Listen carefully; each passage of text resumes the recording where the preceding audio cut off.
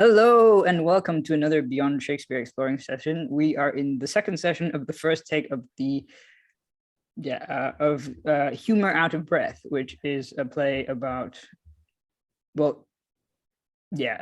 many complicated things, many shenanigans of teenage nature and S&M nature apparently. And here to read the rest of the play we have again reading Octavio and Horentsio today. Liza Graham, actor, singer in London. Reading Anthino, a boy, and Julio. We have... Hi, I'm Elizabeth Amisu. I'm an author based in Romford. Reading Hermia and assistants, who we've not met before. Alan Scott, indefinite need of assistance in Suffolk. Reading Hippolito and a page, we have Lynn. We cannot hear you though, because you are muted. It's too early in the morning over there. My name is Lynn. I live in the Northwestern United States. I'm a teacher, and this is my assistant, Scooter. He's the most important assistant. And next we have reading Francisco and Florimel. Rachael, actor on the East Coast. And reading Lucida or Lucida, if you want to be weird. Aspero and Lord is... Aliki, Chapple, actor and translator in Northwest England. Yes, and I'm Eric Karoulla. I'll be reading stage directions, trying to make sure that this thing moves along, and probably a messenger as well as, whenever parts clash and stuff, that kind of thing. So where were we last time? We just had Aspero taken off to bound with a scarf rather, to Florimel's chambers to be guarded by her apparently. And now we are cutting to Act 3, Scene 2, where Anthino enters with a net. Early sorrow, art got up so soon? What? Ere the sun ascendeth in the east? Oh, what an early waker art thou grown! But cease discourse, and close unto thy work. Under this drooping myrtle will I sit, and work a while upon my corded net. And as I work, record my sorrows past, asking old time how long my woes shall last. And first, but stay, alas, what do I see? Moist gum, like tears drop from this mournful tree. And see, it sticks like birdlime, 'twill not part. Sorrow is even such birdlime at my heart. Alas, poor tree, dost thou want company? Thou dost, I see it, and I will weep with thee. Thy sorrows make thee dumb, and so shall mine. It shall be tongueless, and so seem like thine. Thus will I rest my head unto thy bark, whilst my sighs tell my sorrows. Hark, tree, hark. Enter Hippolito and Francisco.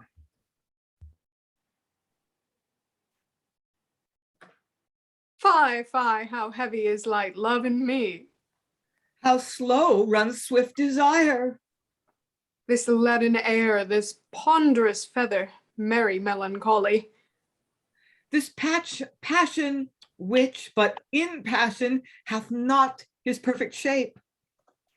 And shapeless love hath in his watch of love o'erslept himself. Then, sleepy wakers, let these grave.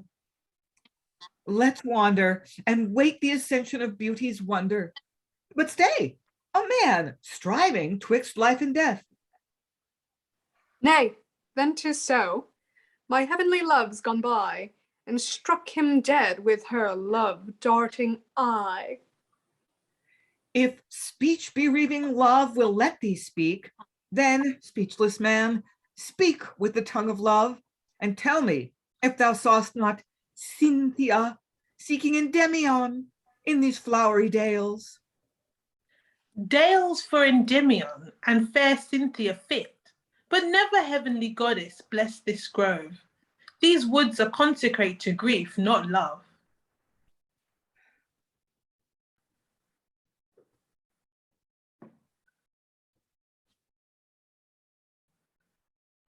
Oh, And- out, atheist! Thou profanest love's deity.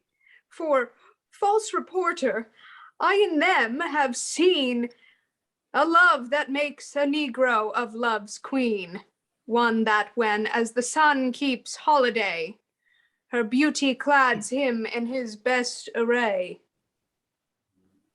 Now truly, shepherd, none such sojourn here.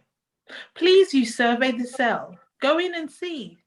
I me hearst, and none but sorrow lies with me. And enter Lucida, who is Anthino's daughter. Call you this sorrow's cave? Enter Octavio, who is whispering with Anthino. Rather a cell where pleasure grows and none but angels dwell. To what compare shall I compare thee to? Uncomparable beauty's paragon. I will compare her beauty to the sun, for her bright luster gives the morning light. I'll say she is like Cynthia when day is done, or lady to the mistress of the night. Oh, speak but to me, and I shall be blessed. One smile would lay my jarring thoughts at rest. Enter Hermia. Oh, now, fair sister, you're hard beset. Nymph, Goddess, saint, once more you're both well met. oh, she is fair. She fairer, Both more fair than rocks of pearl or the chaste evening air. say, sweet, intend you not to fish today? No, shepherds, now fish do not bite, but play. What time, sweet love, keep fishes when they bite? Early in the morning, or else late at night. Come, will you talk with me till time of fishing? My father, sir, will chide if I be missing. The match is made there even upon going. What should we do? Why, as poor parents and dutiful servants should do, run among the bushes and catch flies. Day, forward daughters, whither are ye going? Father, I think these shepherds come a-wooing. A wooing, daughters? Ne'er imagine so. What man so mad to marry grief and woe? Why, where lives sad grief, here's all speaking joy. Oh, I would live and die with such annoy. But they are poor, and poverty is despised. No, they are fair. Beauty is highly prized. 'Twill be a match, they're beating the price already. They once were fair, sorrow from that hath changed them. They once knew wealth, but chance hath much estranged them. Have they been fair? What fairer than they are? Why, 'tis not possible this heavenly fair hath only in itself beauties exceed. O then rich, fair, and only selves exceed.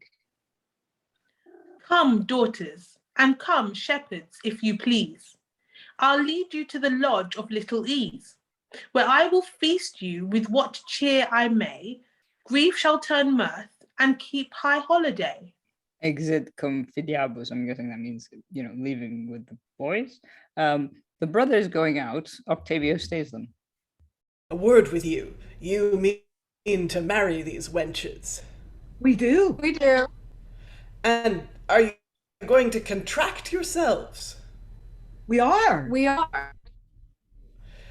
And what say you to this?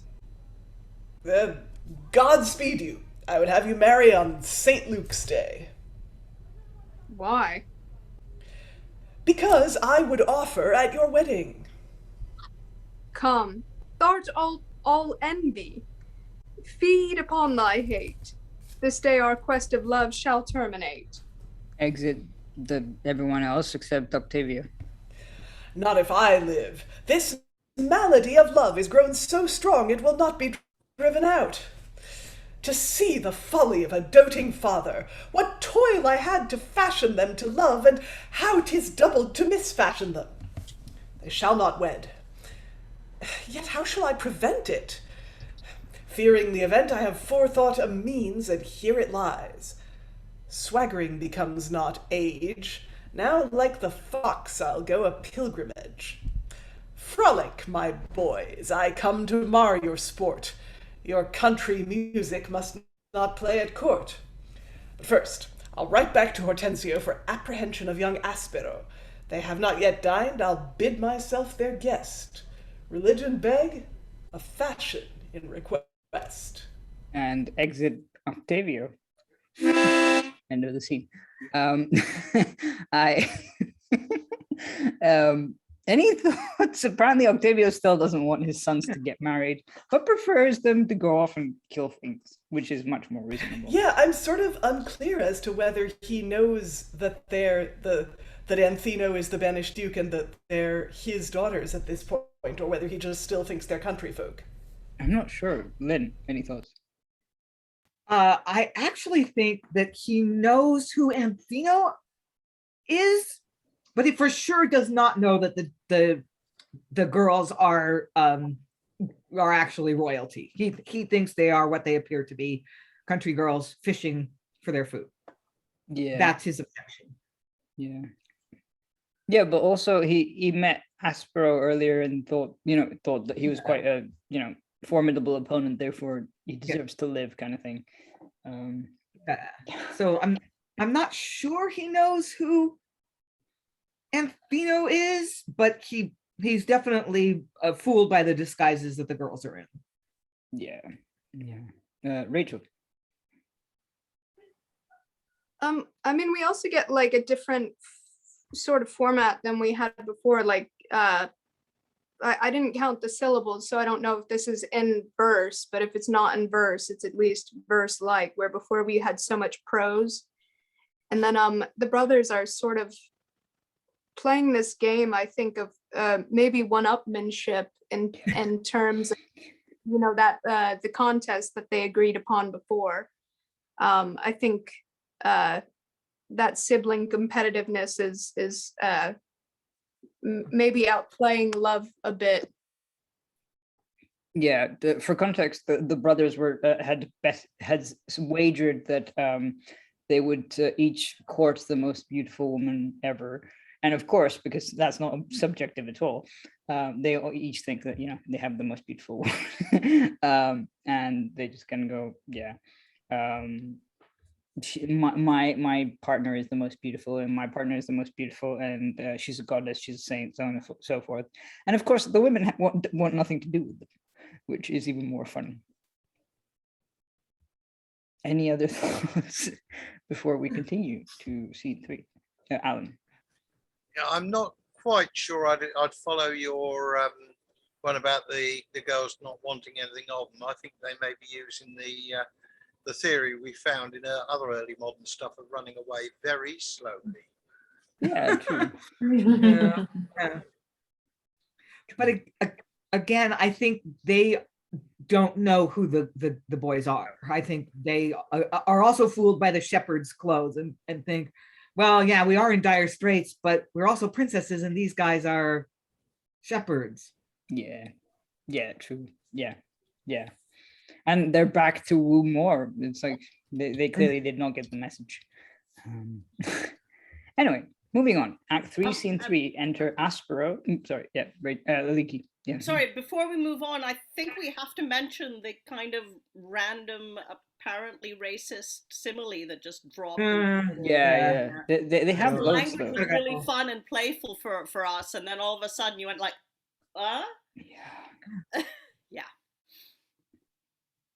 Yeah. Yeah, they do that. Rachael. I mean, like, this is a thing, I think when we were doing, like, reading the Lords Mayor shows, like, maybe around, like, this time last year, when we started to get into the 1600s, like, leading up to the UK, I guess, officially getting into the slave trade, we had, like, that sort of escalating of language. And even earlier in this play, the comparison of, like, crows and other things like that they were throwing at Florimel. Yeah. I don't know. I think that is definitely something that if this was in a performance, that's going to throw an audience off, because you're having fun with, even as an actor, you're having fun with these games, and then it hits that note, and it's like, that's usually a note you have in like a work having a different sort of conversation than this one is trying to have. Yeah, definitely. Yep. Elizabeth. Yeah, I think the racist overtones kind of jars with the text so far. Obviously, I'm just coming into this quite cold, but it did remind me of some of the references to Salome in the last play we did. Tragedy of Miriam. The Tragedy of Miriam, that's it. Yeah, and I just think that it's one of those things that kind of, it's very of its time. It kind of reminds you that it's an early modern play. And I think that we should put the racism in the early modern bingo, because because it's one of those things that will flare up again and again because of the contrast between fairness and blackness, which was seen as ugliness. And kind of associated with evil and the devil and stuff like that. So I think it's one of those things that we should expect. You know, it kind of surprises us, but we should kind of expect it when we're working with these early modern plays. Yeah, I think the only instance where we actually found a sort of tribute to blackness was the mask that we did by Ben Jonson, if I remember correctly, where it was like, oh my God, black is the best kind of thing, almost. But that was more exoticizing it than actually, I think, I don't know, I'm not entirely sure. Yeah, anyway, that's a different conversation. Sounds right. Yeah, like a lot of early modern stuff is a lot. I mean, not this obviously, but some other early modern stuff. I'm thinking of the Mask of Blackness here, and also a couple of the speeches from the Lord Mayor's shows. Some of it is weirdly has the appearance of being race positive, and yet is also kind of racist at the same time. It takes wiser heads than mine to unpick that, but because the Mask of Blackness starts out being about black is beautiful, which is a great message, and then it doesn't it end with the black characters wanting to become white or something? They wanted to wash the blackness off. Yeah. To wash an Ethiop and to blanch a corpse. Yeah. Not dodgy at all. Any other thoughts on the scene, or shall I plow forward? This sounds wrong in the context of the scene, but anyway. Act 3, Scene 3. Enter Aspero and his boy.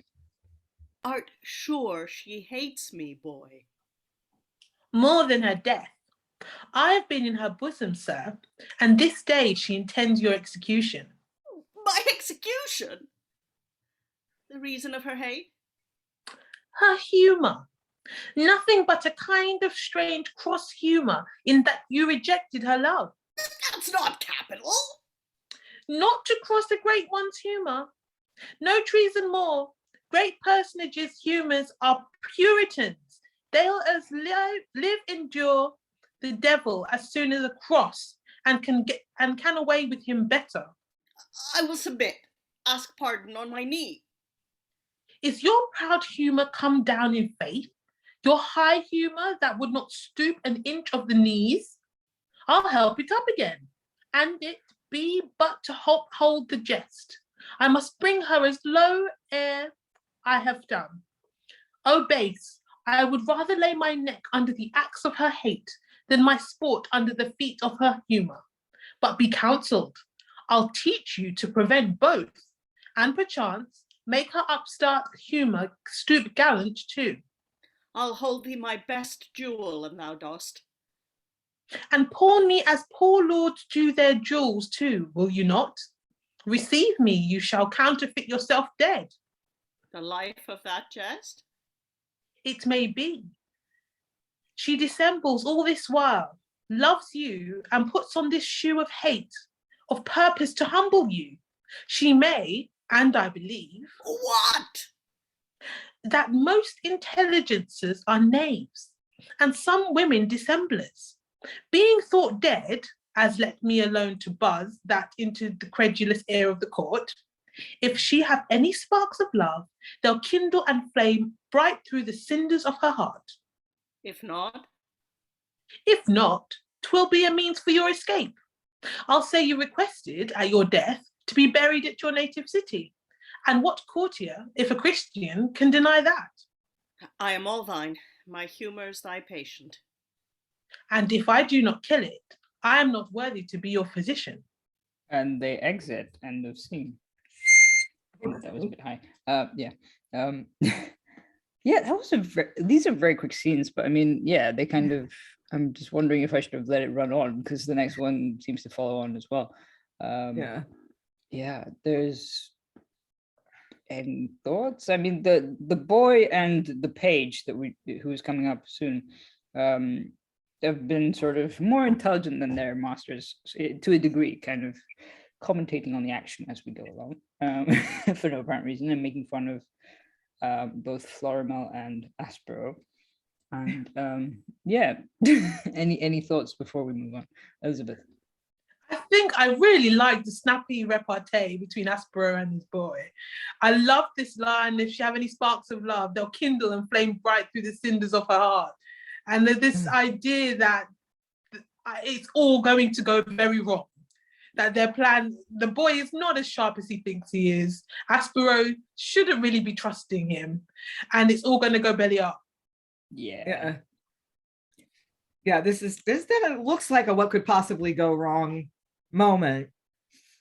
But we'll see. This play also is like, it's moving. We don't have much time left for it to get too complicated and then resolve. So I'm not entirely sure what's going to happen.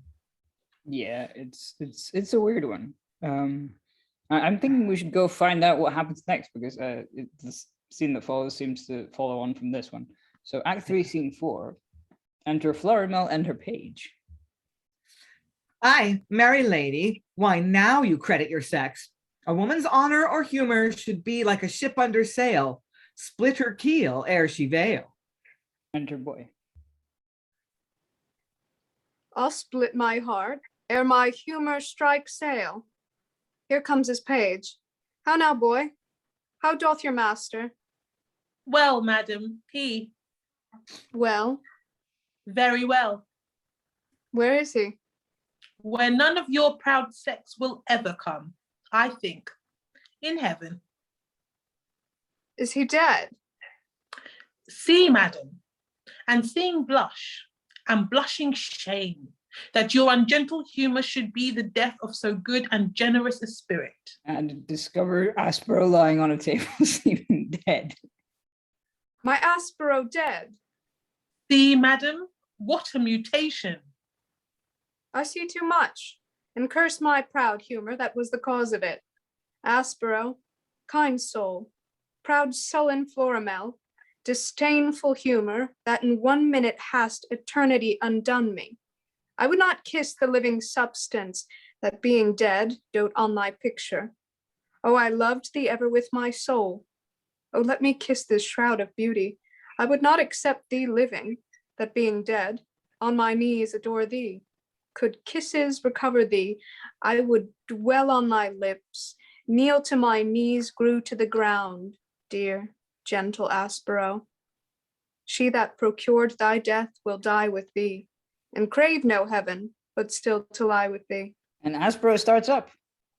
I take you at your word, lady. Nay, never recant. I have witness on it now. Let your proud humour come down. Could you not have said so at first and saved me a labour of dying? Lives Aspero?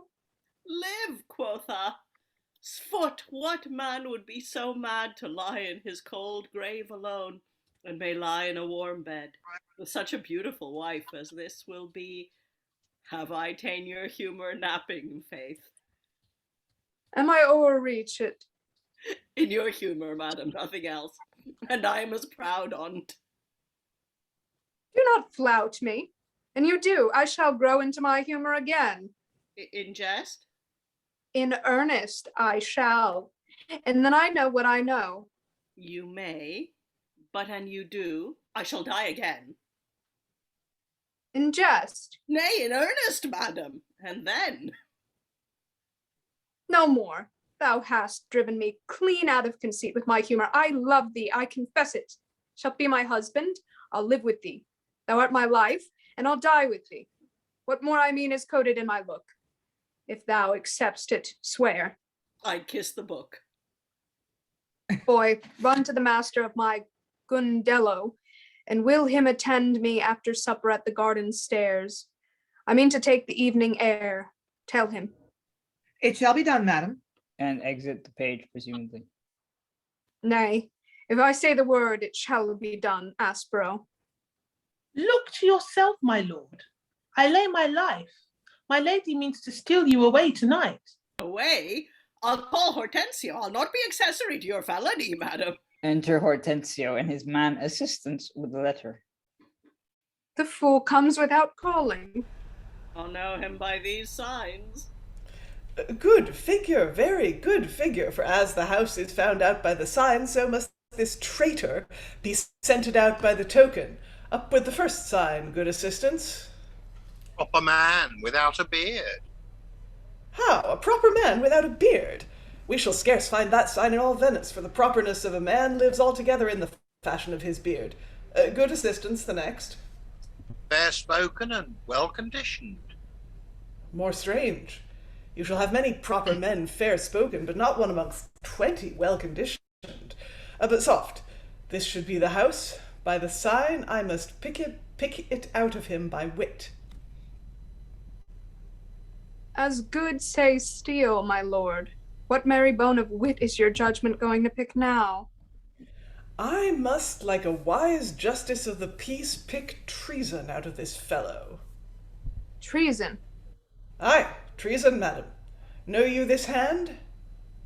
My royal father's. Then, whilst you and your father's letters talk together, let me examine this fellow. Are you a proper man without a beard? My properness, sir, contents me, for my beard, indeed that was bitten the last great frost, and so are a number of justices of peace besides. 'Tis rumoured about the court that your name is Aspero. I am called Aspero. Son to the Duke of Mantua that was. The Duke of Mantua's son that is. And the Duke of Mantua has a traitor to his son. Lay hands of him into close prison with him.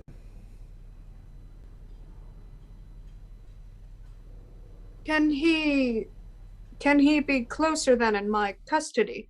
I do not think so, madam, but your father has imposed the trust upon me. And dare not you trust me? With my head, if you were my wife, but not with my profit, if you were my mother. Come along. Will you come along, sir? With all my heart, sir. See what your humours come to now. Go, my lord, as willingly as a slave from the galleys, for as I shall have a stronger prison, so I shall be sure of a kinder and a wiser jailer. Do you observe how he flouts you, my lord? That I had been his keeper but one night longer, but keep him close. If he escape, though against thy will, as I am a maid. A maid against your will. Shalt pay as dear for't as thou didst for thy office. If he escape, hang me. Exit Horentsio and assistants with Aspero. I shall wish thee hanged, if he do not. Treason! I may thank my peevish humour sort. And enter the page. Madam, the gundelow is ready. Thou bring'st physic when the patient's dead, boy. Our jests turned earnest. Oh, is he dead in earnest? As good, or rather worse, he's buried quick. Oh, madam, many a good thing has been buried quick and survived again. I would be buried quick myself, and I might choose my grave. He's buried in close prison, boy. He's known for the Duke of Mantua's son, and by my father's letter attached for a traitor. Good gentleman, and I be not sorry for him. Who is his keeper? The testy ass, Horentsio. Hud's foot, let's enlarge him. Not possible, boy. Not possible, 'tis. We'll cozen his keeper. We cannot. Cannot. We can. Your father made a lord of him, but be ruled by me. His daughter shall make a fool of him. You are not the first woman has made a fool of a wiser lord than he is. Shall he be cozened? As palpably as at the lottery. My brains are in labor to the stratagem already. And they exit. Yeah, that took an interesting turn. After being kept in her chambers for a night. Aliki. I have a lot of time for Florimel's lust here, and for everybody being aware of Florimel's lust. Yeah, she's she was described like, you know, sort of her father wants basically Horentsio to keep an eye on her so she doesn't go sort of straying from the path of chastity and other things. But like she has an opinion of her own, and she's way more intelligent than most of the male characters. Yeah. Basically, the female characters are actually quite intelligent compared to the male characters, actually. Yeah. Any thoughts since we're here? So the faking dead thing didn't really. It didn't last very long. It didn't turn out to be any sort of reversal in that, but now we have the complication of Aspero's identity has been revealed, and he's been arrested. So I wonder what the page's plot is. Yeah, to get him out of prison. Yeah. So that's evidently where the complication is going to be. We'll see. Yeah, but also there was a part of me going, it's a bit manipulative just to pretend that, you know, you're gonna die, and then like you know, yeah. But I guess it was like sort of his way of extracting a confession from her. But yeah, and a sincere admission of her feelings, and then that's sort of made ironic by the fact that he might be executed for real. So that's kind of structurally what's that doing there. Yeah, couple of things. Yeah, that's quite interesting. But also the page going, yeah, we're gonna outsmart this old guy. It's fine. We can totally do this. Nothing can possibly go wrong. Yeah. Said nobody ever. Yeah. And any thoughts? Oh, there's also dirty puns that we haven't mentioned. Like when Florimel is grieving because she thinks Aspero's genuinely dead. She that procured thy death will die with thee and crave no heaven, but still to lie with thee. I mean, I think everybody's aware of the early modern slang meaning of to die, and to lie with didn't just mean to recline next to, it meant to as it does today, love. kind of. Yeah. To sleep with somebody didn't just mean to sleep with somebody. Yeah. So and I think that the page must be making a dirty joke when he says, I would be buried quick, meaning alive, if I could choose where I was being buried. If I could choose, I would be buried quick myself if I could but choose my grave. That's got to be dirty. That's just got to be like, yeah. Also, he says, you know, I'm not sorry for him. Kind of about how do you call it? Oh no, I think that's just sort of, if you know, it's like, I'll be darned if I'm not sorry for him. Yeah. Elizabeth, and I think I saw Liza, but I'm not sure. And Alan, I don't know, maybe yeah. I was wondering about the dates of this text, because I was thinking about every man in his humor, and I think it was also every man out of his humor. Or is that me? There is. Have we done that yet? I don't think we've done it. Well, this one was printed in 1608, according to this text. That's about as much as I know. Alan. I think we have done the two humour plays that were mentioned, and I think there was a subgenre at the time of, humour seems to be getting bums on seats. Let's use that variance on that title, and we might con a few into the audience. Maybe, yeah. But also, this one was sort of children's company. I can't remember which one, but yeah, definitely a children's company, which I forgot to mention yesterday. But yes, hence all the dirty jokes are fine. Yes, on. And then Rachel. But the children's companies seem to be repeat offenders in terms of taking riffs from other people, from other things that are on, and basically twisting them around, throwing in a few scholastic jokes and a few dirty jokes and getting away with it and making money out of it. Indeed.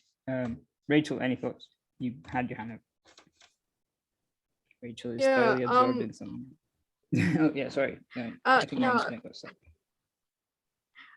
was just gonna say Horentsio makes a little astrology joke. I don't know why, but it's for the house is found out by the sign, which I don't know if astrology is still considered like a science or if it's become a pseudoscience yet, and if that like how we had those Latin grammar jokes, if that means that that's some sort of advertisement for something these boys are learning at school. It's possible, but also those Latin jokes were so bad. Yeah, it was things like, for Aliki and Elizabeth who were not here, it was things like, the genitive comes before the dative. The ablative. Yeah. And so on. Nice. Yeah. Liza. I mean, the Latin jokes were a little funnier than that. Yeah, but I mean, the grammar you as the dative follows the noun. And, like, no, he's the accusative. He goes before it. No, I'm getting it all wrong. I'm misquoting. I don't even speak Latin. But I think sign here might not mean astrology. It might mean people didn't used to have street numbers. They used to have little sculptures or painted signs on the front of their houses. And in some cities they still do, or older houses still do. I used to live next door to a house with a very handsome sculpted cow's head because it used to be a dairy. So I think what they're doing is reading the description of Aspero that Octavio sent them in the letter to say, arrest a well-spoken man without a beard. And they're saying, well, this is the description is the sign, so this guy must be the house. And it's not a very good joke. But I would love to see some astrology jokes come up. We've certainly had them in other plays. And after the restoration, we get some wonderful ones. That's not germane to anything, but yeah, I want to see more astrology jokes. Yeah, but also we had stuff like Woman in the Moon is full of them. We also had stuff like, I don't know, sort of, are you a man without a proper beard? And it's like, why would you look at, just look at my face, man. Anyway. Well, I view that as a sort of like dumbass police officer joke. It's like, sir, are you a man without a beard? Are you or are you not? Yeah, sort of like ticking off a list. Yeah. Any thoughts before? This was actually the end of the act. I just realized. Any thoughts before we move into Act 4, Elizabeth? I think the text, is it me, or I think the text is really picking up pace. It was very fast yesterday as well. Yeah. Okay. But it's still continuing in that pace, in that vein. Okay. The scenes might be getting shorter though. They it are. feels like the scenes at the beginning were longer, so maybe. Yeah, but I get the feeling that was kind of like set up as well. Just kind of, they had Octavio going on about you have to learn to love as well as to fight and that kind of thing, and obviously sort of Rachel. To that little bit about pace, I think what's interesting about this is usually when we get clowning, it's in prose, but I feel like our moments of most clown have been in verse, which is kind of interesting that this is flip-flopping that, flipping the script. See what you did there. Liza, did you have a thought, or was it? Just a textual thing. I put it in chat that there's the word Hippolito's speech coming up has the word would as the first word, and it should be wooed with an apostrophe. I actually figured that out by myself. I had forgotten that you were Hippolito, and I should have trusted to your most excellent early modern No, brain. if I hadn't had a chance to look at it, I would have said I would have stumbled on it, but I had a minute to contemplate that. So yes. In short, Forgive your erring father, my son. disguised at the moment. I would. So, Act 4, Scene 1. Enter Anthino, Francisco, Hippolito, Hermia, Lucida, and Octavio disguised. Sons of Octavio, if your princely thoughts can stoop to such mean beauty from this hand, receive your wives. But should the Duke, your father... Fear not, old man. He was the means that breathed this spirit into us. Wooed us to this course. But should he prove apostate, deny love which he first enforces to profess, so firm are our inseparate affections. To win our loves, we lose the name of sons. Your father thanks you. But hot-sprited youths, take counsel from experience. Ere ye tie the Gordian knot which none but heaven can loose, crave his consent. When an imperial hand shakes a weak shed, the building cannot stand. Not stand? It shall. Not love himself can ruin the groundwork of our love. Not Jove. Not Jove. Should speak a little thunder, then go boldly on. Our love admits no reparation. Then, to mine office. In the sight of heaven your love is chaste. As innocence. As innocence white soul. And yours. And ours.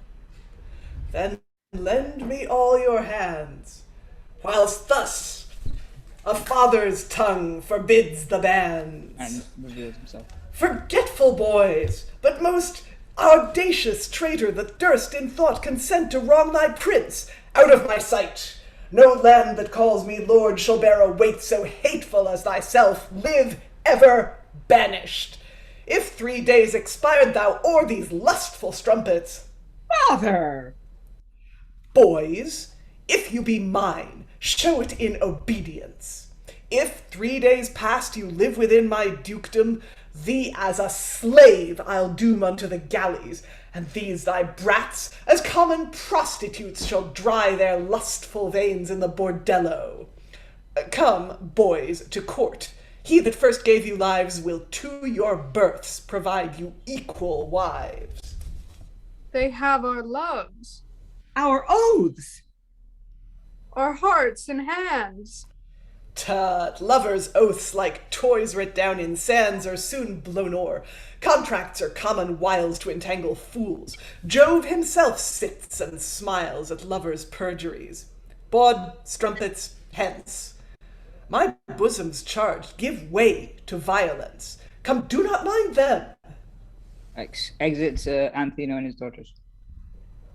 How? Not mind them, father. When in your court you courted us to love, you read another lecture. Women then were angels. True, but that was before angels had power to make them devils. They were then fiends to themselves and angels unto men. When upon the Po thou find'st a coal-black swan, thou hast found a woman constant to a man. And not of four. Never afore. Your tongue unspeaks your former speech. It doth. New themes must have new change of rhetoric. All streams flow not alike one way. When I spake like a lover, it was to break you from your soldier's humor, having made you lovers. I, like envy, speak to make you hate love. Art still strives to break bad to make better. You have your wish. Then onward to the court. Make use of love as schoolboys do of sport. And they exit. Well, that took a turn. I mean, Octavio had said, I'm not going to agree to this marriage. But I mean, I feel like Octavio didn't have to go that far in terms of like the use of derogatory words and stuff. Thoughts? Yeah, that seems a little weird for the reason that you just mentioned, that Octavio's language seems a little extreme. I mean, his defense of his behavior, he's not very persuasive, you know. Yeah, I tried to talk you into it before, but that was just because. I mean, special pleading going on here. And I wonder why Anthino doesn't say anything like, well, I'm a duke too, and these are actually princesses. And we should go back, because at the very beginning of the scene, evidently something has happened off stage that we don't get to see, when the boys tell Anthino, thinking he's a shepherd or a fisherman, saying, we're in love with your daughters, but we're really princes, and we still want to marry them, okay? And Anthino's like, yeah, sure, cool. You sure? Because they're just poor. Oh no, yeah, we really love them. So Anthino's kind of testing them, but why doesn't he say something? Why does he just run off with his daughters when Octavio starts being kooky? That's an interesting I'm guessing because he just lost a war to Octavio, and because he probably fears violent repercussions. It's notable, though. I agree with you that it's strange that Anthino is willing to marry his daughters to the sons of the man who beat him in war. Now, it could be a stratagem to get his family back on the throne of Mantua, but strange. Yeah.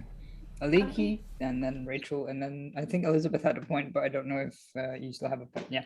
Yeah, I mean, I'm having trouble coming up with any character justification. Obviously, I didn't read the earlier part of the play, but I think it's just so that comic hijinks will ensue, really, which, while not the most persuasive, of tacks for an actor to take, is kind of, I don't think anything deeper is going on, really. Yeah, it's kind of, so, something might happen later, for example. Rachael. I mean, Octavio's slightly consistent, because yesterday, I really do think that he thinks he's in a neoclassical play, because he had all this ode to love the other day. But he not only talked down to his daughter, but even the way he talked about other women was very whatever. So this seems way in his wheelhouse, and this is just the moment in his neoclassical play where the tragedy begins. And I think everybody, maybe there's this is a bit of a send up of a neoclassical definitely scene. Yeah. Elizabeth. Yeah, firstly, I wanted to mention that I saw a mention of Breaking Bad. Same. In this early modern text, and I thought, I didn't know to Break Bad went that far back.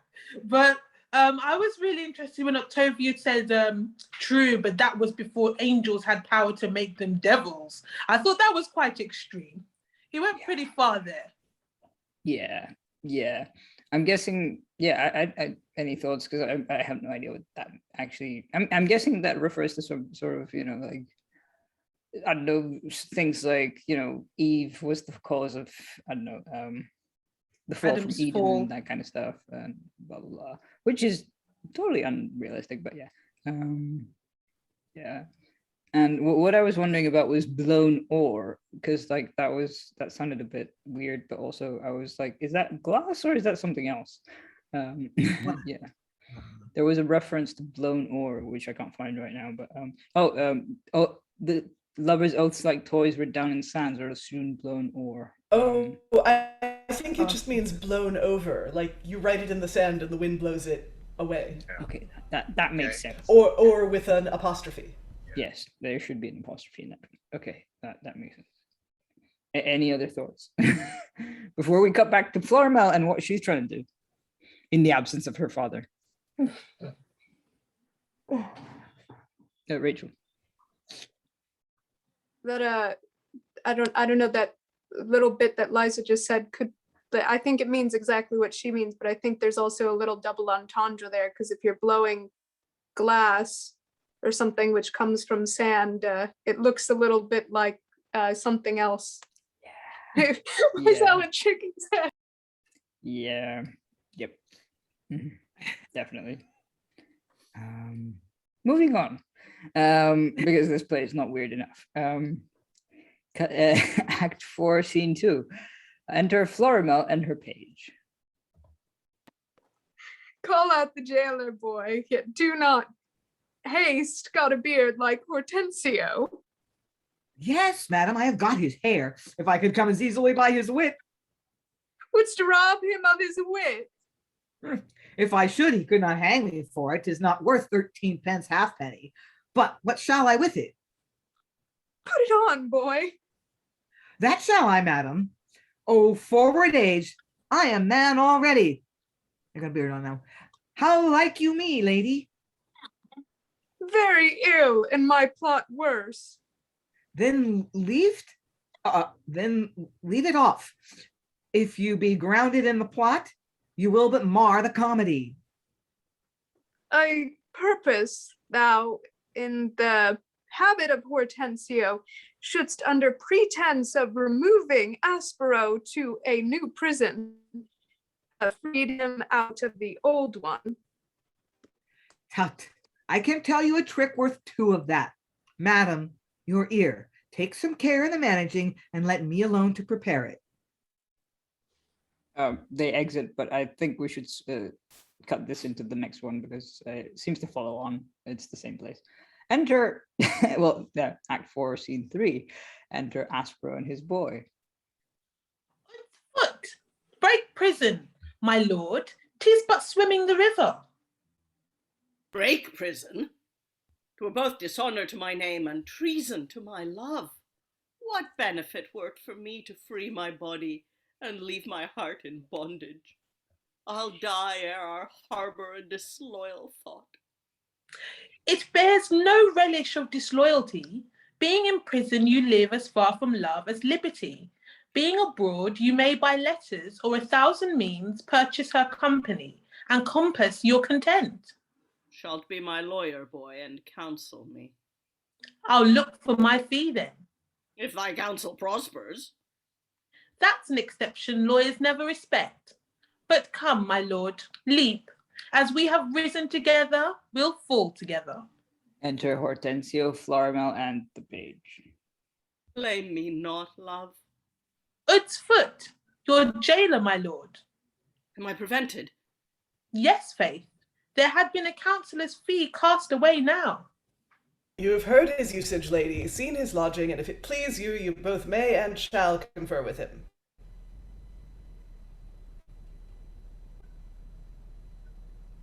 Prithee, call him. My lord, your keeper hath brought a lady or 2 to see you. See me? Why am I turned monster? Doth he take money to show me? What doth take a piece, trow?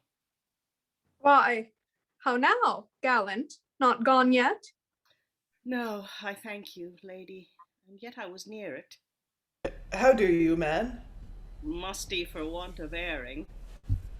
We'll have you hanged out i' the fresh air one of these mornings. You'd be glad to take me in, then. Yes, when you had hanged abroad a little. But my lord Horentsio, for I think I must be your lady when all's done. What sport? I would be merry a purpose to make him mad. The room's private and fit for any exercise. God's foot to her. Can a woman offer fairer for it? Why? Shall we go to span counter, madam? To span counter. Best ask her, and she'll go to quoits. No, I love some stirring exercise. My body's condition like the sun, it would never be out of motion. Ah, I have it in faith. When I was student in Padua, we used a most ingenious pastime. The name, my lord? I cannot give it a name equal to the merit. 'Tis vulgarly called blind man's buff. Blind man's buff! Do you laugh at it? At the happiness of your wit, my lord, that you should hit upon that sport which of all other I delight in. Will you hear an apology I made in the commendation of it? We'll have the thing itself first, And as we like that, we'll hear your apology after. Who shall be hoodwinked first? Who? But the author! None shall be blind but I. Help off with my gown, boy. What shall we have to blind him? My scarf. Take my scarf, my lord. There's a simple favor for you. And most fit, for indeed nothing blinds lovers sooner than ladies' favors, but who shall blind me? Marry, that will I, my lord. Let me alone to blind you. Good again, for who should blind men but beauteous women? Come, sweet madam. But how if you take me? As I know that will be your aim. If I take you prisoner, madam, you must either be hoodwinked yourself, or give your conqueror a kiss for your ransom. An easy ransom. I'll not be prisoner long, if a kiss will enlarge me. Lord, what scrambling shift has he made for a kiss, and cannot get it neither? A little higher, so, are you blind, my lord? Ooh, as a purblind poet, have amongst you blind harpers? Methinks he looks for all the world like God Cupid. Take heed his dart, madam, he comes upon you. He cannot come too fast. Woo. Oh, I am taken prisoner. Ah, your ransom's but a kiss. Is that your law of arms? Yes, madam, but I'll take it on your lips. My lips, like faithful treasurers, shall see it discharged. And here are my honest receivers to take it. And the page puts his, I'm not entirely sure what that is, pantoffel, I'm guessing, to his lips and Horentsio kisses it. Am I freed now? Ah, as if you'd served 7 years for it. Sweet kiss, rare lip. Has she not sweet breath, my lord? As perfume. And a soft lip. And smooth as velvet. I could scarce discern it from velvet. Oh, I'd pawn my office for the fellow on't, madam. Here. Here. Aspero, on with his beard and gown. I think he follows me by the scent, his hat so narrow. A narrow miss, i' faith, my lord. Gone, madam. Even upon going. One of you counterfeit my voice. There, I deceived you, my lord. Oh, have you deceived me, madam? Not yet, but I will, and you look not the better to't. Busy him till you think we are out of the court, and then follow us. You shall find us at the fourth port. Now or never, my lord.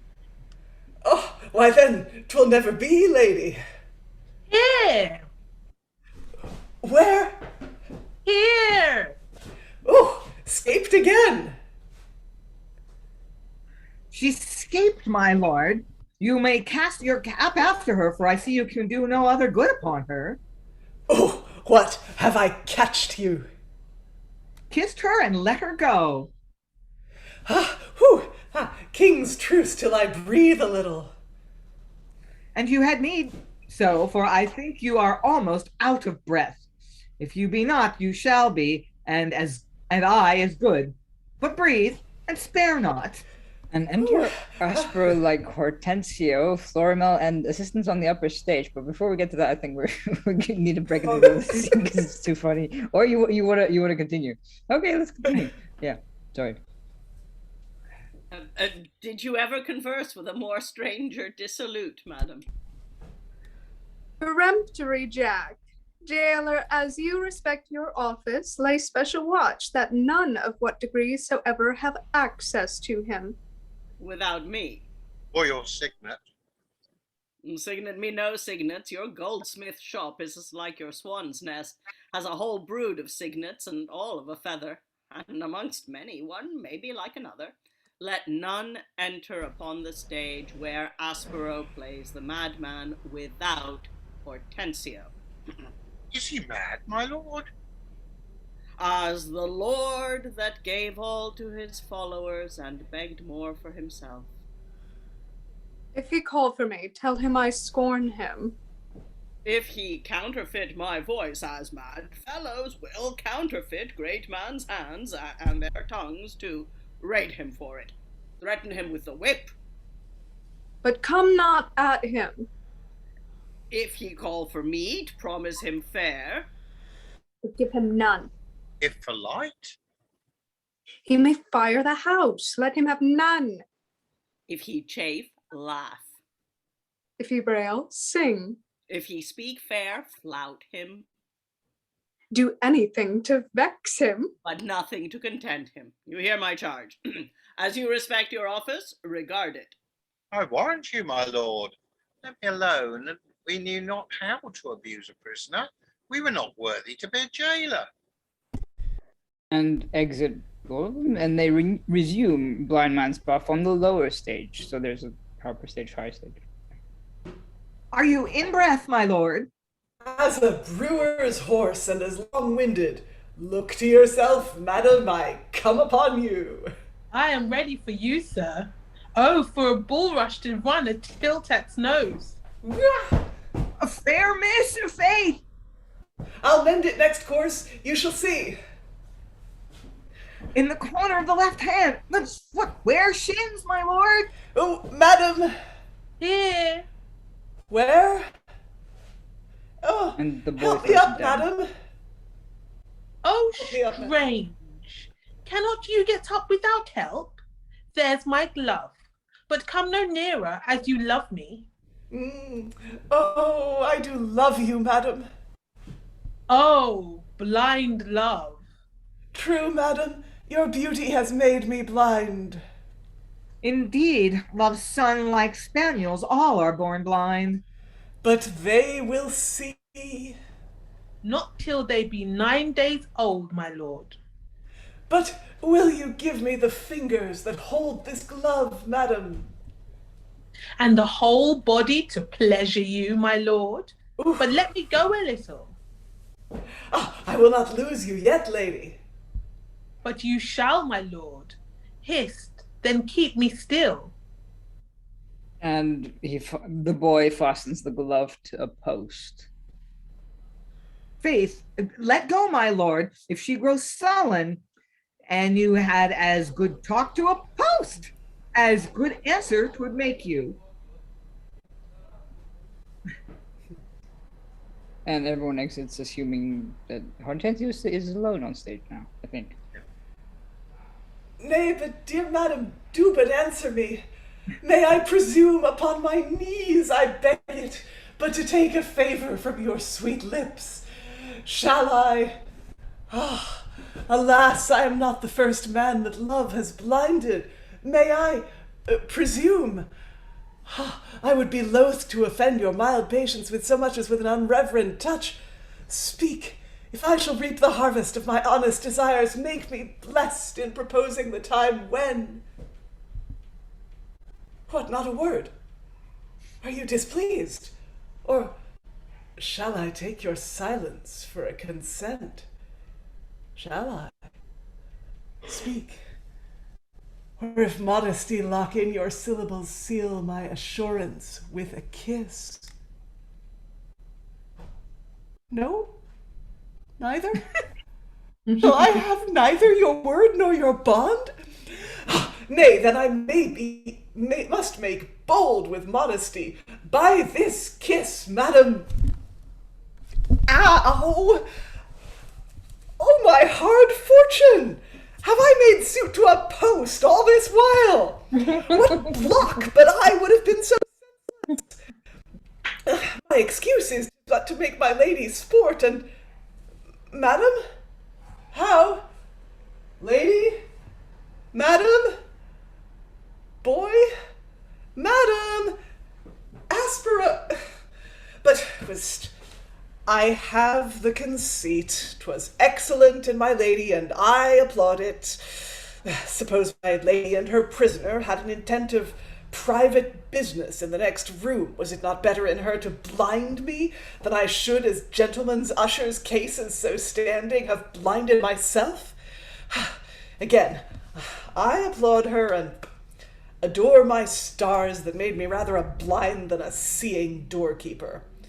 Shall I interrupt them? No, madam, they have not done yet. Sure they have not. Oh, what have we here? A bass viol. Though I cannot tickle the minikin within, I'll, though it be somewhat base, give them a song without, and the name of the ditty shall be The Gentleman Usher's Voluntary. And he sings. Peace, peace, peace, make no noise, pleasure and fear lie sleeping, and your idle toys, jealous eyes will be peeping. Kiss, kiss, and part, though not for hate, for pity.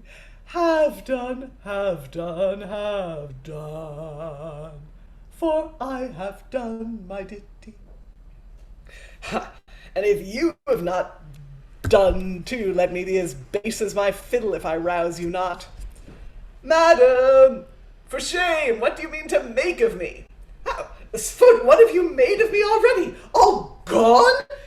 Jailer! Enter assistants above. How now? Who calls? Why, saucy knave, 'tis I! You? What you? A single V. I came in double, but I thank them, they are gone out and left me here a single. Fool, and so I leave you. Knave, I am Horentsio. I charge thee, let me out. Fool, you lie. You are Aspero, and I have charged to keep you in. From whom? From my lord Horentsio. Sfoot, knave, I tell thee I am he. And thou wilt not believe me, trust thine eyes, come in and see. 'Twill not serve your turn. I like a whole skin better than a pinked one. Content yourself tonight, and in the morning I'll tell you more. Where's my lady? Send her hither. She's busy with my lord Horentsio. If you have any use for a woman, I'll send you one of the laundresses. Very well, sir. Be content. You shall want nothing of anything you have. Horentsio gone out. My lady busy with Horentsio? I'm gold, palpably gold, whilst like a block I stood courting the post. Aspero is in my apparel escaped.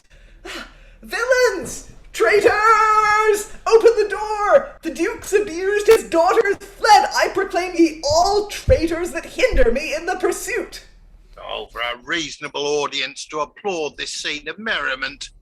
I'll go call my lady and my lord Horentsio. And assistants exits. Blind man's buff, I have buffed it fairly, and mine own gullery grieves me not half so much as the duke's displeasure. Jailer! Not a word? Jailer! There's no way to please a knave but fair words and gold. Honest, kind jailer, here's gold for thee. Do but take pity upon me, a miserable, cunny-catched courtier. Not? Neither fair nor foul? Thou art a degree worse than a woman. What shall I do? I can compare my fortune and my unfortunate self to nothing so fitly as my base here.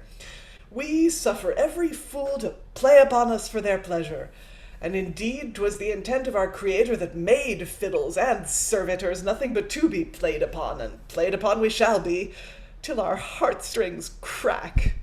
Then they either cast us aside or hang us up, as worthy of no other employment.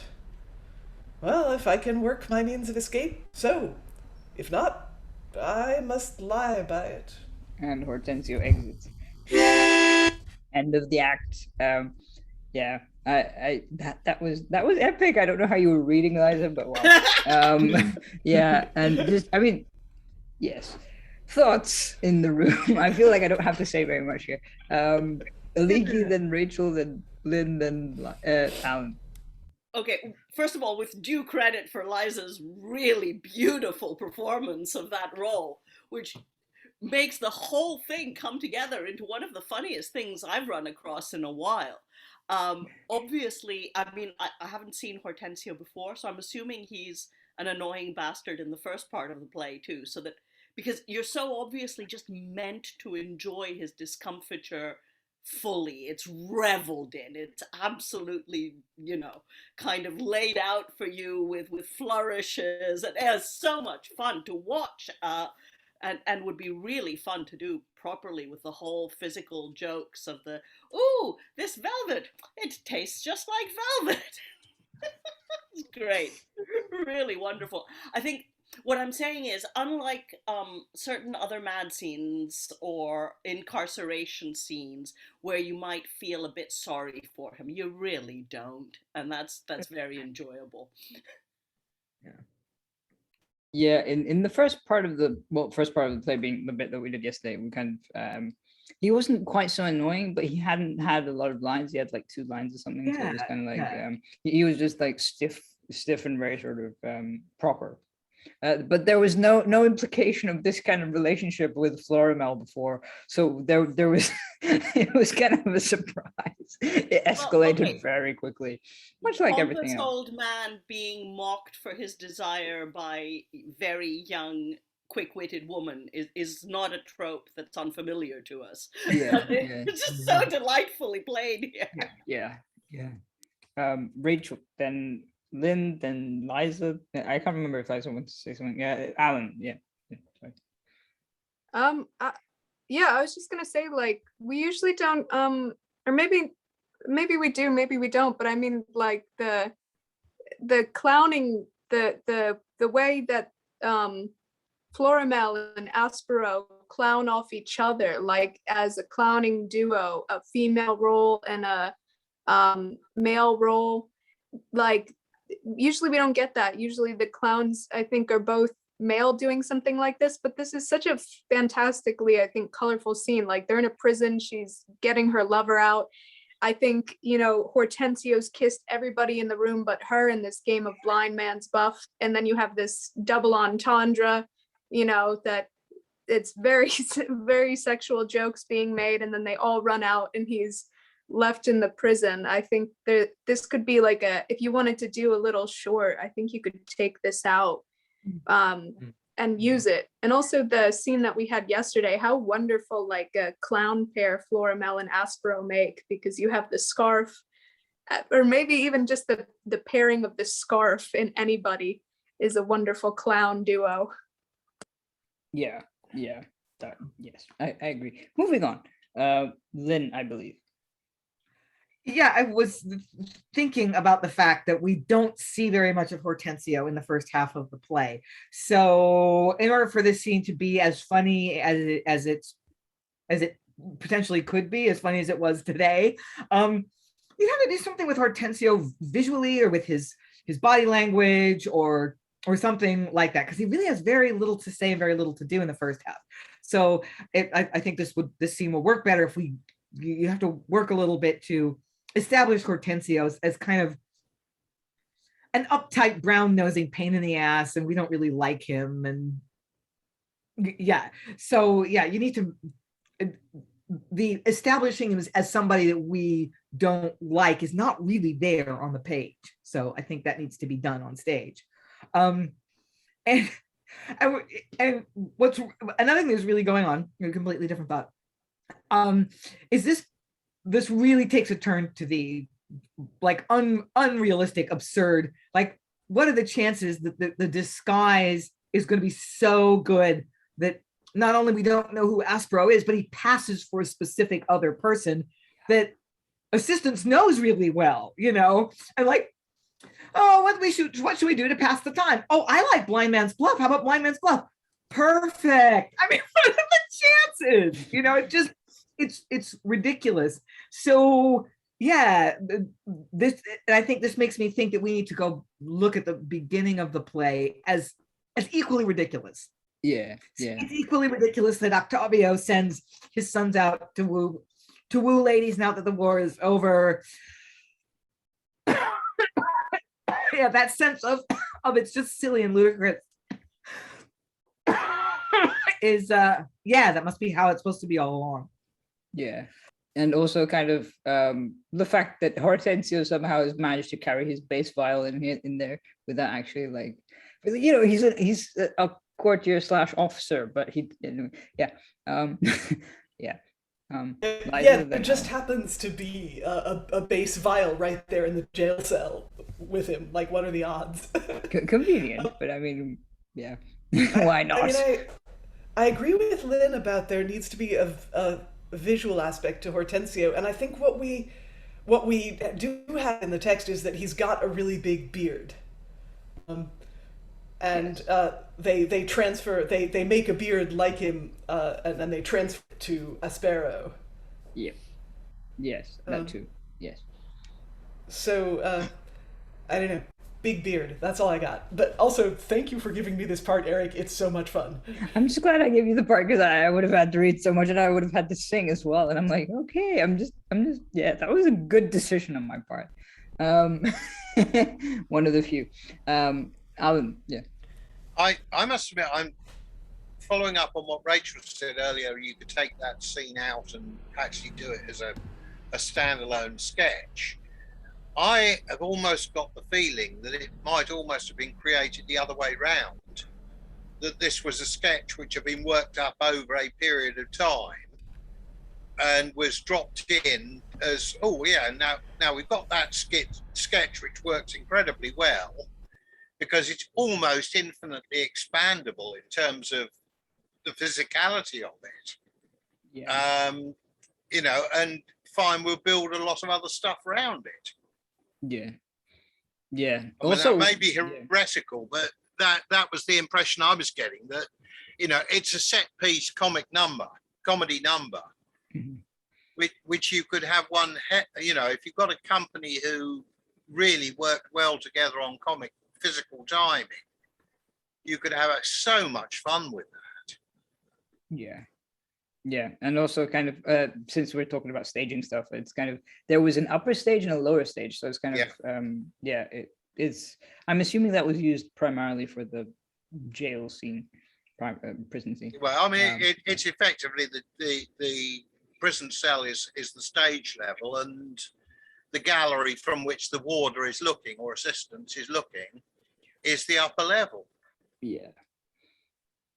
Any other thoughts? Oh, Elizabeth, sorry. Yeah, I was thinking about, I totally agree with everything that's been said so far.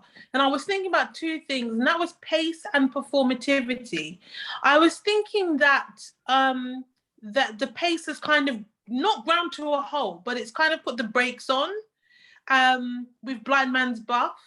And I thought that was quite an interesting thing, because we had these rolling, in the previous act, we had these almost rolling scenes that kind of rolled into one another. And in this one, we have this like a very long scene that kind of meanders a bit through the narrative. Just the same way Hippolito Horentsio is meandering around the stage. And then in terms of performance, I thought this was a really cracking scene for actors to perform on a stage. I could really see it at the Globe, and I could see a lot of dynamism. And it was I feel like it's a very dynamic act 4, that would need a lot of movement to go with the singing as well. And that would really, I thought this would really keep the audience on their toes. It literally would keep them engaged. And it was just a very strong piece to kind of present. Alan talked about how he thought the piece, this was almost kind of maybe shoehorned in. I thought that there's something organic about this act. It's almost as if the whole play emerged from this act. Yeah, I was thinking, like, while Liza was performing it, that there was kind of this could even be a costume change for some people, because like I don't know what's gonna happen next, but I'm assuming that there's possibly a wedding coming up, maybe, I don't know, or two, 3, and I'm lost count of how many people are in love with each other. Anyway, we still have to finish the play to find out, so we should crack on. Unless there are other thoughts that need to be spoken out loud. Okay, Act 5, Scene 1. Enter Octavio, Francisco, Hippolito, and Flaminio. My daughter fled, and with Horentsio. It bears no formal shape of likelihood, her eagle spirit soared too proud a pitch to seize so base a prey. Let privy search look through the city's bosom till they find her, for gone she is not. Has not Anthony's son sent them by some base practice to their death? His breast's too full of honor. Trusty Julio? Enter Julio. What weighty business draws thee from thy charge?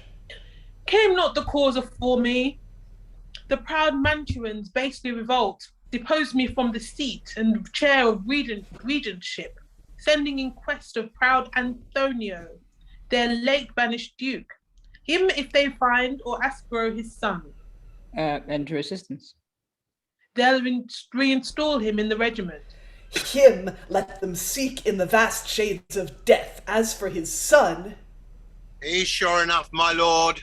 He was a mad knave when he came in. But I think I've made a tame fool of him by this time. For as neither had bread nor water for these 44 hours. More villain thou. My lord, Horentsio was the villain. He left such command with me. He's the wheel that turns about, and I, a country jack, must strike when I am commanded. Although my foe he's honourably tempered, yet armed against my life, go call him forth. Guard in my safety with a ring of steel, and mark how proudly he'll demean revenge. Enter assistance, and Horentsio bareheaded with his crowd. Crowd? Crowd.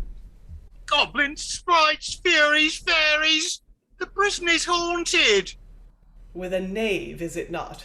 Yes, and an old fool, my lord, in the likeness of Horentsio.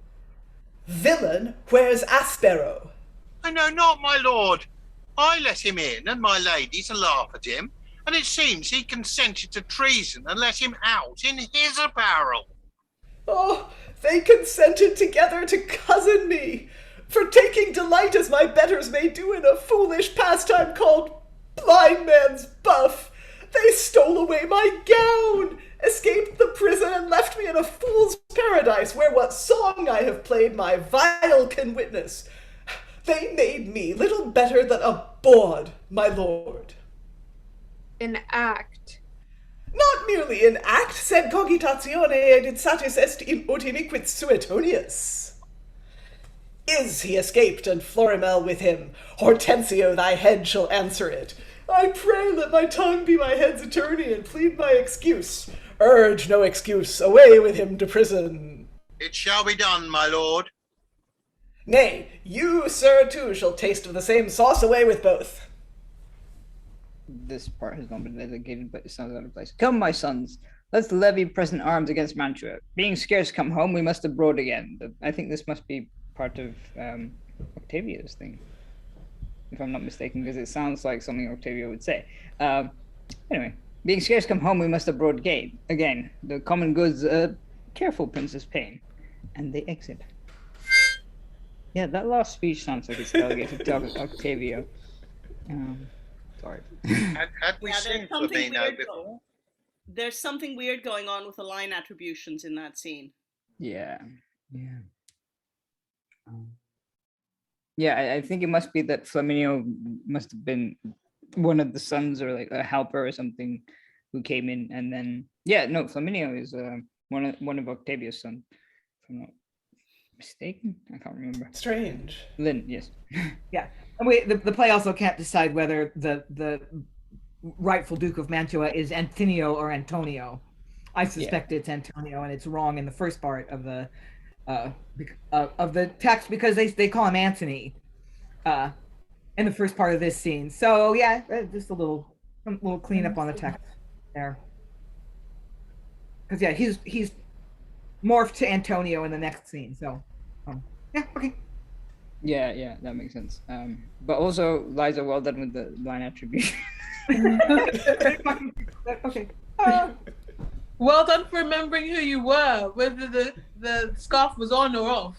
Yeah, I know, right? Yeah. On was Octavio, I think, and then off was Octavio. Right. Yes. And on was. Oh my gosh. Thank you guys. They're both fun parts. It's one of those things where you come across a clash and you have to talk to yourself for a bit. Yeah. Rachael seems to have thoughts on this. Or not. I don't know. You were making a gesture and then I thought you were going to say something and then you didn't. Okay, my bad.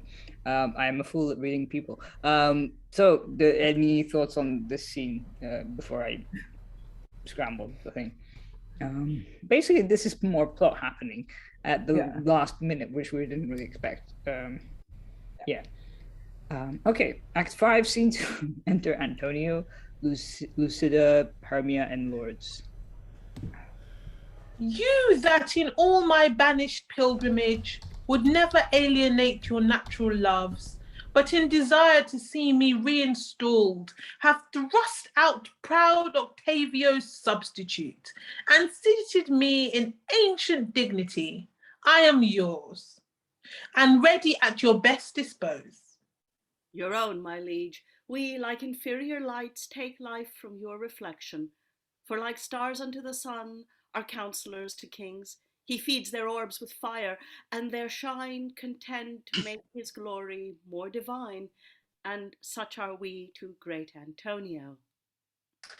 The veins and arteries of Antonio, through which the blood of greatness flows in us, our life and cause efficient of our state, and these are pretty partners in exile. We have yet performed but the least part of duty, your reinstatement. It rests that with our blood we keep out invasive violence. You new create me, and breathe second life into my dying bosom. Knew my son of this unlooked for fortune, but ill fate has played the traitor and given up his life to coward treason. Hey, there's a shout within, and enter Aspero and Florimel with Paige and the boy. Odds foot! What offence have I committed against the state that these iron-handed plebeians so applaud me for? 'Tis a sign they love you. I had rather they should hate me. It makes me suspect my bosom, for they love none but the masters of fashions, treasons, and innovations. Then you do not love the commons. Yes, as wife men do their flattering wives, only for show. The popular voice is like a cry of bawling hounds, and they get the foot of a fantastic and popular affecting statesman, they never leave him till they have chased him into disgrace. And then like hounds are at loss, and with their loss, see, I have found my father. Safety attend you. Welcome, thou hope of Mantua and of us. We now are honour's new beginners, boy, and may we better thrive than heretofore. Never doubt it, father. I have attractive stuff that will draw customers. What lady's that? One that has played... One that has played the part of a constable. Brought you home a runaway. A friend of mine, father, but daughter to your archenemy. Octavio's daughter? Yes, Faith, you are out with the father, and I'll see if I can fall in with the daughter. And am I not a good child to leave my father's love at Styx and heaven and hazard my honor upon your son's naked promise and your hopeful acceptance? She has followed me through much danger. The better welcome. I love her for it. Oh, like her, an you please. I'll have nobody love her but myself. And lady, though your father be our foe, the virtuous love between our son and you may nevertheless retain his sympathy. Shall nevertheless retain his sympathy. Antonio, know I am love's resolute, confirmed and grounded in affection. I loved your son, not for he was a prince, but one no better than his present fortunes. I love him still, since first I loved him so. Let father, friends, and all the world say no. There's metal, father. How can we choose but get cocking children when father and mother too are both of the game? Enter a messenger. To arms, my lord. Octavio comes in arms to give a proud assault into the city. Proud his assault, as proud be our resist, vie shot for shot, and stake down life for life, our breasts as bold as theirs, our blood as deep. All that we'll lose, or this our gettings keep. Come, brother, talk not of devouring war. Say, messenger, comes not Octavio's sons? They do as proudly as the morning sun beating the azure pavement of the heaven. Then fear not, father. My sister and myself will be your champions and defend the city. Why, ladies, have you such large interest in our brothers? Princess, we have. Within there, reach our shields. When beauty fights, the god of battle yields. And they exit. Enter pretty much everybody else. Yeah. They offer parley. Let me answer then. Brothers, how now? Who made you soldiers? Faith, even my father, as he made you lovers. What, hath he changed your shepherd's hooks to swords? Of amorados made you armed knights? Seld seen metamorphosis. I have known soldiers turned lovers, but for amorous lovers to reassume their valor, 'tis a change like winter thunder, and a thing as strange. Our sister prisoner. Tell me, Florimel, dost thou live there enforced, or of free will? Free will, brothers, mine own free will. All free in Mantua, here's free will if faith. Speak, am I not a free woman? As if you had searched for it, any man may set up under her canopy without a protection. I argue there too. Yes, faith, my lord, my lady has had my attendance to a hair. You lie, boy. If not mine, somebody's else. There's one has done. What have I done, sirrah? Nay, nothing but what my lady was very well content with. Why, sister, shame you not to set your love on that one that is our father's enemy. Shame, not a whit. But come, you wretches, you wenches, brothers. I make no question. I have won my wager. Are they as fair as I? Leave that to trial. I, Aspero, make surrender of our sister. And have her in quiet possession. What do you think me? We think the proud villain and our foe. By heaven, there are villains all that think him so. Why, do you love him? I should curse myself if I should hate him. Bring the ladders forth, bravely assault to separate their lives. And while they're trying to scale the walls because they are so good at it, the ladies come forth.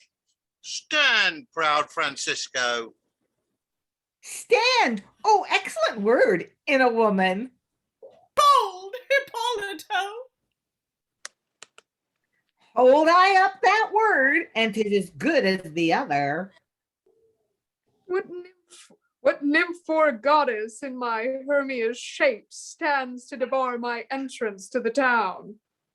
Madam, I wonder they enter not. Why, boy, it seems they dare not. Oh, cowards, and have two such fair breeches already. Immortal Pallas, that art more divine in my love's beauty than thou clothest thee in, withdraw thyself and give our fury limits. I will, but first, Francisco, take my shield. And mine, as challenge to a single combat. Read the conditions and return your answers. Well done, i'faith, wenches. Oh, that the old grey beard my father were here, I'd have a bout with him, as I am honourable. What's here? A shepherd wooing of a country maid, as she sits angling by a river's side, by them an aged man making a net. The motto, sick. This emblem's moral is the former love I had with Lucida, and this hope tells me that's fair Lucida. Brother, my shield the like presents to me, but holds far more familiar reference. Here doth the amorous shepherd kiss the nymph, which she with chaste blush consents unto, and see, a gloomy man, clad like a pilgrim, comes in and separates their sweet delights. The motto, sick. Aye, so my father came and banished me from beauty's Hermia. And this, hope tells me, is fair Hermia. The more I look, the more methinks 'tis she. The more I think, the more I find 'tis she. What should I think to prove it is not she? Look, think, find, prove, do what you can. These are the wenches that you courted then. Then, honey bees, lay by your smarting slings and buzz sweet love into your ladies' ears. Tell them of kisses and such pretty things. These drumming doves, loves, pleasure, fears. O heaven, O fortune, and most happy stars, do I find love where I expected wars? I that but now is all for war and death, and made all love, war's humors out of breath. Now to resolve the plot, enter Octavio and Julio and some others. How? My sons love the daughters of my foe. It cannot be. Then question them yourself. Why, how now, sons? Is this your worth in arms? Why are we not in arms, father? Yes, and in such arms as no coward would venture life to march in. Then, boys, you love the daughters of Antonio. We liked them first. We keep that liking still. And you will love them? Father, in faith they will. I run away! Are you there? Whom has your ladyship got to your husband? One that I stumbled on at blind man Buff. A proper man, a man every inch of him, and you would say so, and you knew but as much as I mean to know ere I have done with him. Is he not son to great Antonio? Great Duke I am, and prostrate on my knee I beg a peace, which if your spleen deny, I proudly stand where erst I mildly kneeled and cast down bold defiance from these walls. No more. Your loves make my proud heart ashamed. Your comfort's sweet, and I'll not be a mean to make it jar. What my sons like shall stand. By my consent, allowed and proceeded, all hate is banished, and revenge lies dead. Then, stead of spears, let Hymen's torches flame with hallowed incense, and the god of sprite swell up your veins with amorous delight. And so, shut up our single comedy with Plautus' phrase, sic, si placet, plaudite. And they all exit. Yeah, wow, I played more than 2 notes. Anyway, thus endeth the play, and just on time. Yeah, wow. I mean, I guess we kind of expected that, but kind of, yeah. Any thoughts? All thoughts, please. Octavio gives up real easily. Yeah, well, yeah. He's gonna do all of his children are against him. Yeah, that. I mean, but throughout this play, people's motivations have really been very weakly developed, to say the least. So I mean, this isn't about like realism or this isn't that like psychological realism out the door. Not that's not what we're doing here. We resolve quickly because the play demands it, and so that's just kind of how you have to go from the beginning. It's like what happens next is what happens next because it's what happens next. Well, yeah, as the page told us, if you be grounded in the plot, you will but mar the comedy, right? There you go. There you go. Yeah, Alan, sorry, yeah.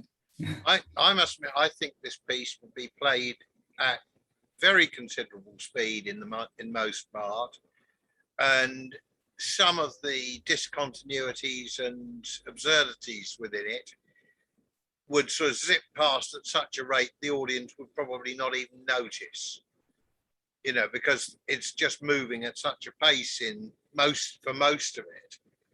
And I suspect it may, as I said before about that extended blind man's buff sequence, that you can trim or pad according to how it's going down on the night almost. Yeah, true. Yeah. Well, any other thoughts on this scene and obviously the whole play, since for people who have been here at various times?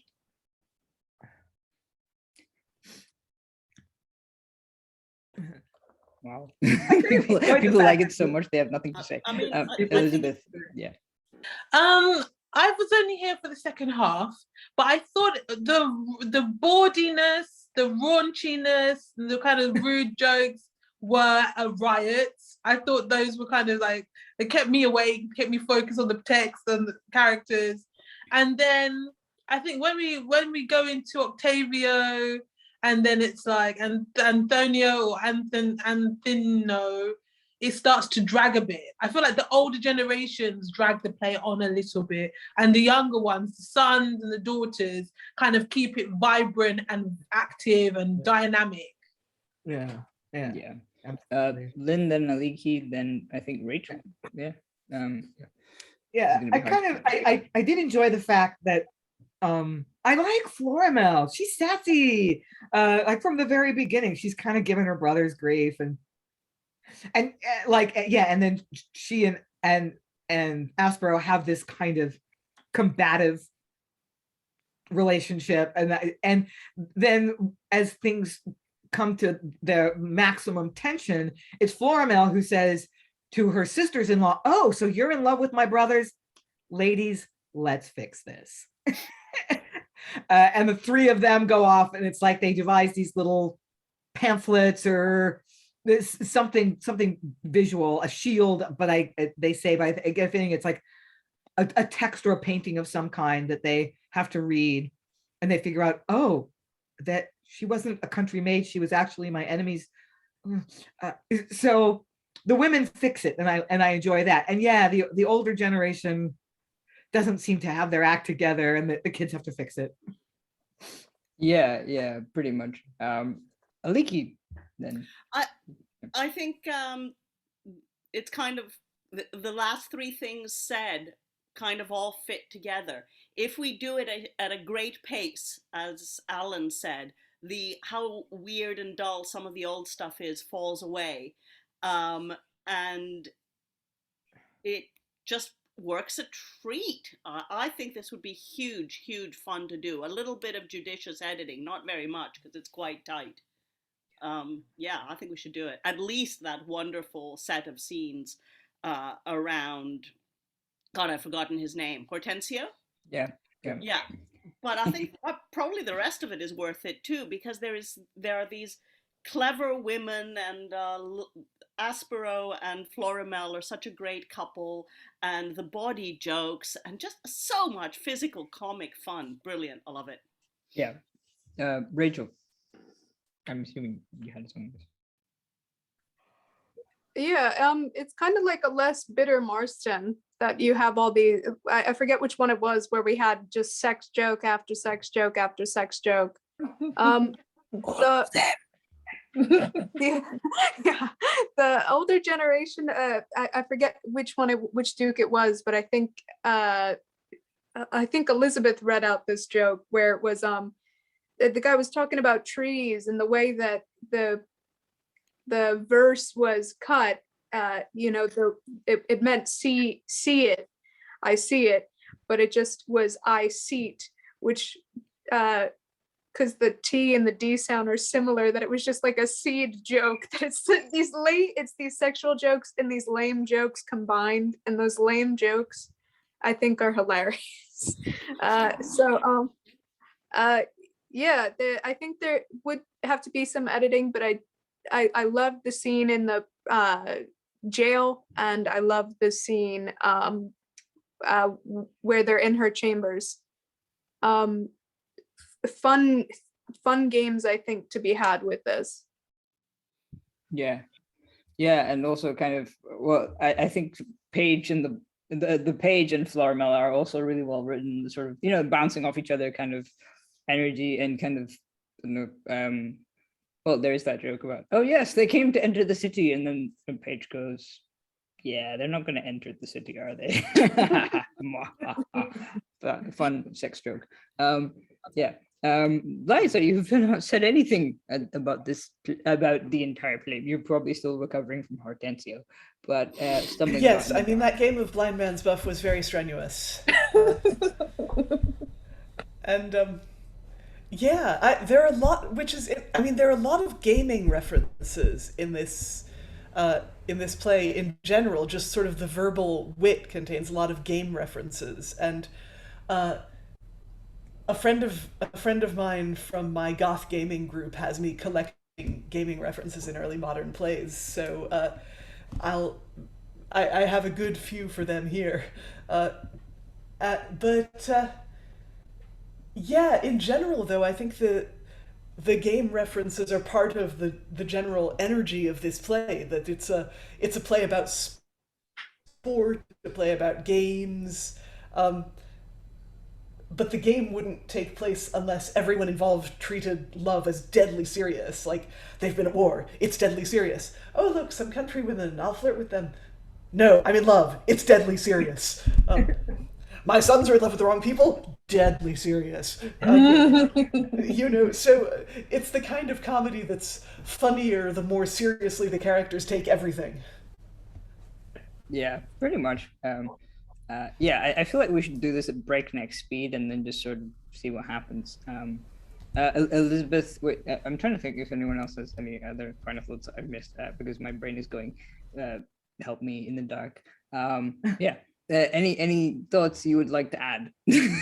No, but I loved what Liza said about the gaming references, and I think that would really work for a modern audience, because I think gaming has kind of taken on a completely different conceptualization now than it had in the early modern period. I think games were a pastime, but now they can be a vocation.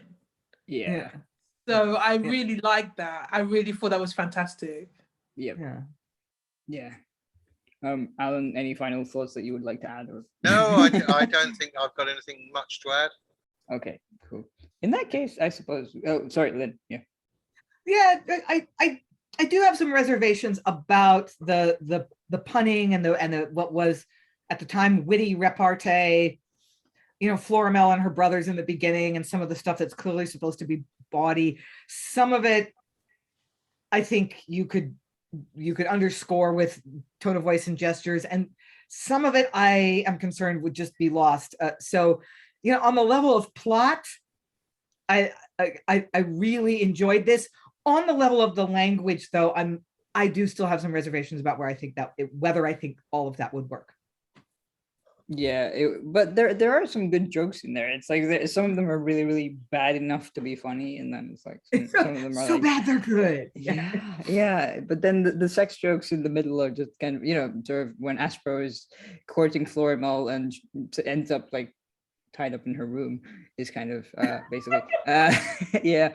But also I feel like there must be a part that we missed, or like something that was not entirely included, where which basically is included by the messenger going, "Oh Lord, the Mantuans are coming to attack," or whatever it was. Yeah. And it's like, when did that happen? Like they never go organized. They don't have any money. They can barely eat. But I mean, who cares? It's plot. It's comedy. Yeah. On that note, I suppose we should call this session to an end. So Bye. have a good one, and thank you for watching. If you've watched this far, you should read. Hopefully we can do this play a second time, because I really want to do it again. And bye. And the fool comes without calling.